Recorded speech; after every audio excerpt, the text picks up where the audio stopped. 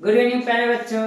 आज हम आपको कक्षा 12 जीव विज्ञान का अध्याय 7 मानव स्वास्थ्य एवं रोग यानी मानव स्वास्थ्य एवं रोग से संबंधित हम आपको क्वेश्चन बताएंगे जो बोर्ड पेपर के लिए बहुत महत्वपूर्ण होंगे। और इससे पहले अध्याय 6 तक का महत्वपूर्ण प्रश्न हमने आपको पहले ही दे रखा है और उम्मीद कर रहे हैं प्यारे बच्चों आप उसको तैयार कर लिए होंगे।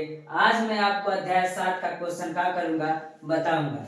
पहला क्वेश्चन ये कह रहा है कि प्रतिरक्षा से आप क्या समझते हैं? मनुष्य में पाई जाने वाली विभिन्न प्रकार की प्रतिरक्षा का वर्णन कीजिए। यानी अगर हम कहें कि अध्याय 7 का अगर कोई महत्वपूर्ण क्वेश्चन है तो ये प्रतिरक्षा से आप क्या समझते हैं, तो हम कह सकते हैं शरीर की यानी शरीर में वातावरण की उपस्थिति में जो भी जीवाणु विषाणु कीटाणु कवक जो भी है उसके कारण जो भी हमारे शरीर में अगर हानि उत्पन्न होती है तो या जो भी क्रियाएं होती हैं उससे हमारी रक्षा करती है, यानी उनसे फैलने वाले रोगों की हमसे रक्षा करती है, तो उसको हम क्या कहते हैं?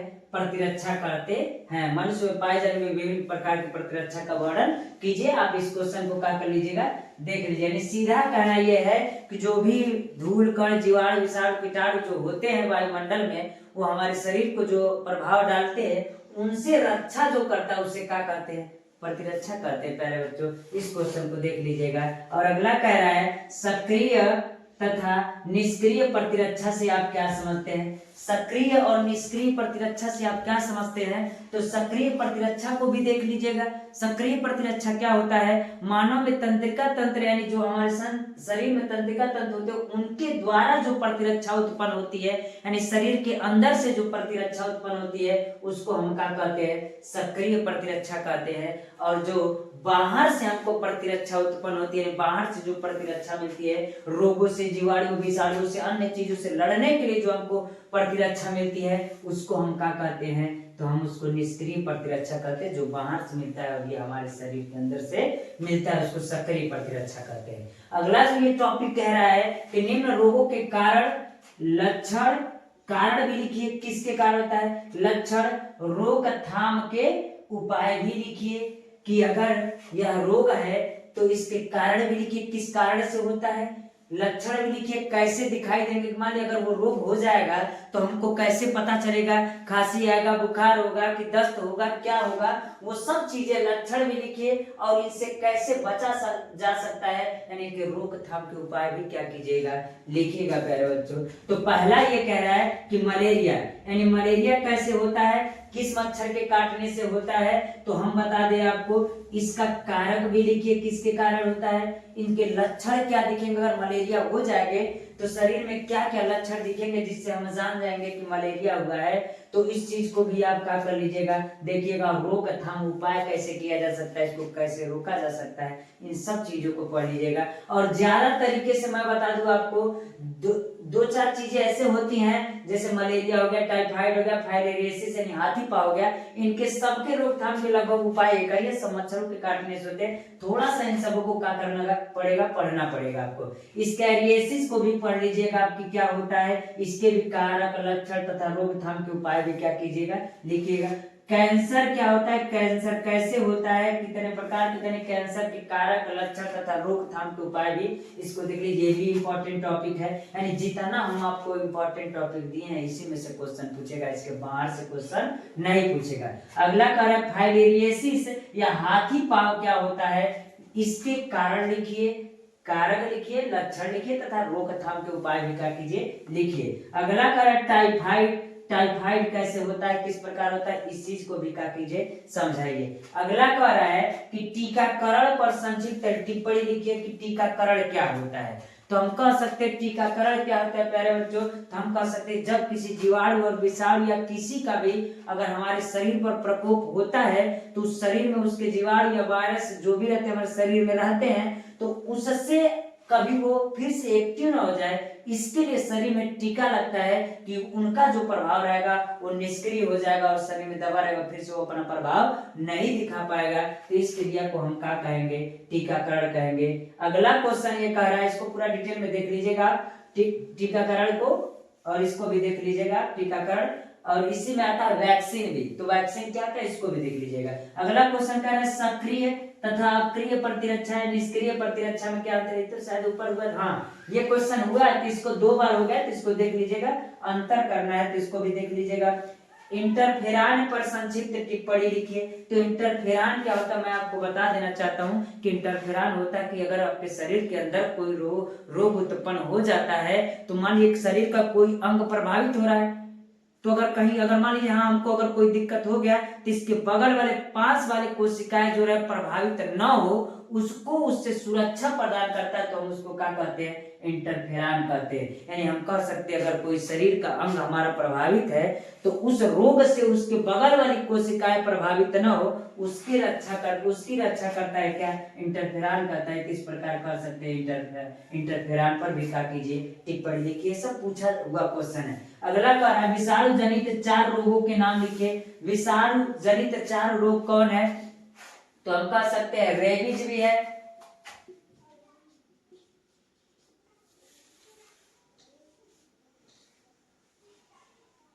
चेचक भी है, रेबीज, चेचक, पोलियो भी है, हेपेटाइटिस भी है। तो इस प्रकार 4 रोगों को क्या कर दीजिएगा, लिख दीजिएगा। हाँ ठीक है, हेपेटाइटिस भी लिख दीजिए,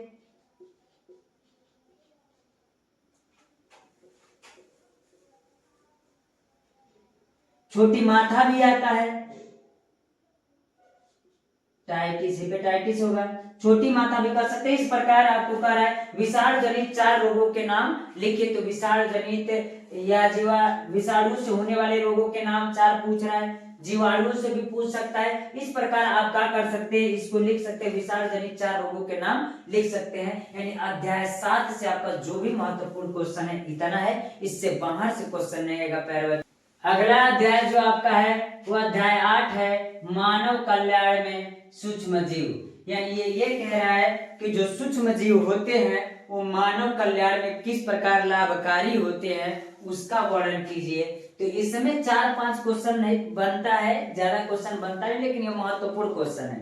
पहला क्वेश्चन ये कह रहा है कि जैव उर्वरक क्या है, कृषि में इनकी उपयोगिता का वर्णन कीजिए। यानी जैव उर्वरक यानी जैवों से, छोटे छोटे जीवों से जो उर्वरक बनता है उसका वह क्या है और उसका कृषि के क्षेत्र में उपयोगिता का वर्णन कीजिएगा।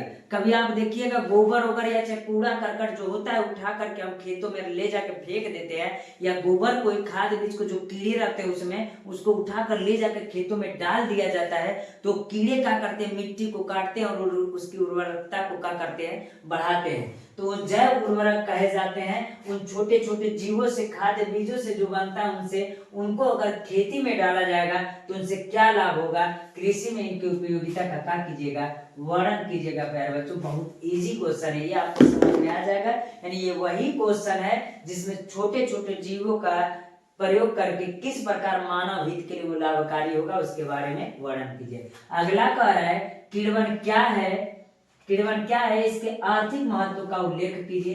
तो किण्वन किसे कहते हैं, तो हम कह सकते हैं कि किसी भी छोटे छोटे जीवों द्वारा जटिल कार्बनिक यौगिकों को तोड़ करके छोटे छोटे सरल कार्बनिक यौगिकों में तोड़ने की क्रिया को ही हम क्या कहते हैं, किण्वन कहते हैं। यानी छोटे छोटे जो किण्व रहेंगे, यानी कीड़े रहेंगे जो हमारे शरीर के लिए लाभदायक होते हैं, हानिकारक नहीं होते हैं। वो होता क्या है, वो क्या करेगा, जटिल कार्बनिक यौगिकों को उसको सरल कार्बनिक यौगिकों में तोड़ देता है, तो उस क्रिया को हम क्या कहते हैं, किण्वन कहते हैं। इसके आर्थिक महत्व का उल्लेख कीजिए, यानी हमारे लिए वो किस प्रकार लाभकारी है। अगर दूध से दही बनाना है, तो दूध से जब दही बनाना रहता है तो आपको पता होगा उसमें 2 प्रकार के सूक्ष्म जीव प्रयोग किए जाते हैं, स्ट्रेप्टोकोकस और लैक्टोबैसिलस प्रयोग किए जाते हैं। और जब दूध से दही बनता है तो उसके लिए कंडीशन होता है कि रूम टेम्परेचर कितना रहेगा, किस तापमान पर वो रहेगा, किस पर वो जीवित रहेंगे, किस प्रकार वो दूध को काटेंगे, कितने टेम्परेचर पर नहीं काटेंगे, कितने अंदर काटेंगे, किसके नीचे टेम्परेचर जाने पर मर जाएंगे,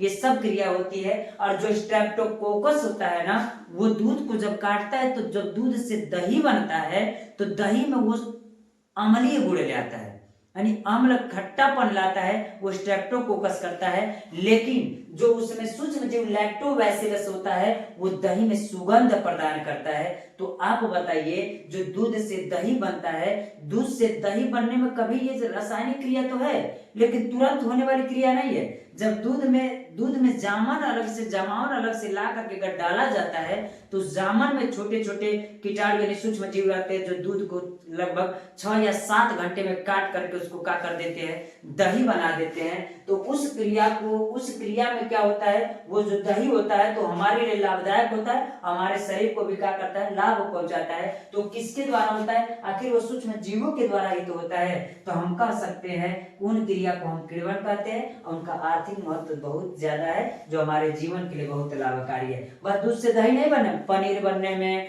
डबल रोटी बनने में, खमीर युक्त पदार्थों को बनाने, खमीर बनाने में, ये सब चीजें प्रयोग कर सकते हैं बनाने के लिए। और वही इसी में कह रहा है अगला क्वेश्चन कि घरेलू खाद्य उत्पादों में सूक्ष्म जीवों का महत्व लिखिए। जो घरेलू खाद्य उत्पाद है, यानी जो घरों में हम खाने के लिए प्रयोग करते हैं, उसमें सूक्ष्म जीवों का कैसे प्रयोग होता है उसका वर्णन कीजिए। और नहीं तो या करके इसी में क्वेश्चन दे देता है कि मानव कल्याण के लिए सूक्ष्म जीवों के उपयोग का उदाहरण सहित वर्णन कीजिए। यानी मानव कल्याण के लिए सूक्ष्म जीव किस प्रकार उपयोगी है उनका आप क्या कीजिएगा, वर्णन कीजिएगा। यानी हम कह दे कि जो सूक्ष्म जीव हमारे जीवन के लिए बहुत लाभकारी और बहुत जरूरी है, तो कह रहा है उसको वर्णन कीजिए। अगला कह रहा है कि बायोगैस, यानी इसी को बायोगैस को क्या कहते हैं, जैव गैस कहते हैं। क्या है, यानी ये महत्वपूर्ण टॉपिक है कि बायोगैस या जैव गैस क्या है। एक बायोगैस संयंत्र का सचित्र वर्णन कीजिए, यानी चित्र की सहायता से क्या कीजिए, वर्णन कीजिए। यानी हम कह सकते हैं कि बायोगैस का पूरा क्या करना है, वर्णन करना है, उसको समझाएगा। और इस चैप्टर का अगला क्वेश्चन क्या कह रहा है, कह रहा है वाहित मल प्रदूषण क्या होता है। तो वाहित मल प्रदूषण हम कह सकते हैं जिससे जल प्रदूषित हो, या कंपनी फैक्ट्रियों से देखते हैं कि मलबा निकल जाता है तो उससे जो प्रदूषण फैलता है तो उसको हम क्या कहते हैं, वाहित मल प्रदूषण कहते हैं। और भी इसमें वाहित मल प्रदूषण में आता है। इस प्रकार आपका अध्याय 7 और 8 का महत्वपूर्ण क्वेश्चन हो गया। इससे बाहर से क्वेश्चन आपका नहीं पूछेगा प्यारे बच्चों। उम्मीद कर रहे हैं कि इतना क्वेश्चन आप तैयार कर लेंगे। और आज के लिए मैं आपका इतना रहने देते हैं। धन्यवाद।